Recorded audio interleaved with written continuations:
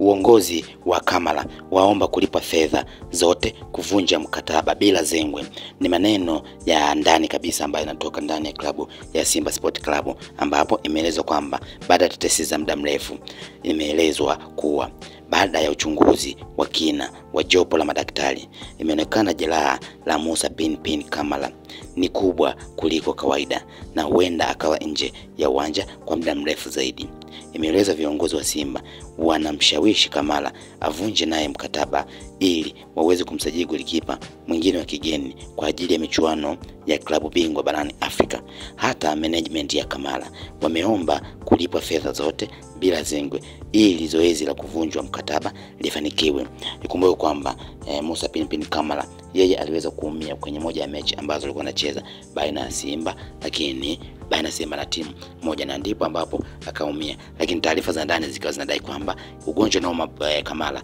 haueleweki na yeye mwenyewe hajui kwamba anaumwa nini, baada ya kuaminiwa kwa kipindi kirefu takriban msimu mzima, mpaka ambapo aliweza kufanikishia timu hiyo kuweza kuingia na finali kombe la shirikisho barani Afrika dhidi ya RS Berkane, na akaweza kuonyesha kipaji kikubwa zaidi na uwezo mkubwa. Lakini baada ya kupata majeraha, basi viongozi wa Simba Sport Club wakaona hapa kunaweza kuwa kuna pengo, na sasa wanaelekea kwenye dirisha dogo la usajili, hivyo kuiomba management ya Kamara iweze kuvunja mkataba ili wapate nafasi ya kusajili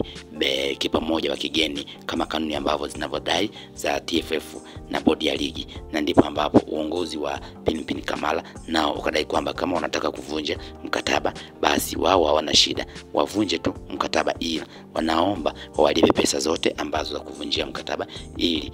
kusiwe na zengo lolote ambalo litaweza kukwamisha zoezi la uvunjaji mkataba. Kumbuka Pinpin Kamara ambaye alisajiliwa na klabu ya Simba Sport Club kwa ajili ya kuchukua nafasi ya aliyekuwa golikipa wao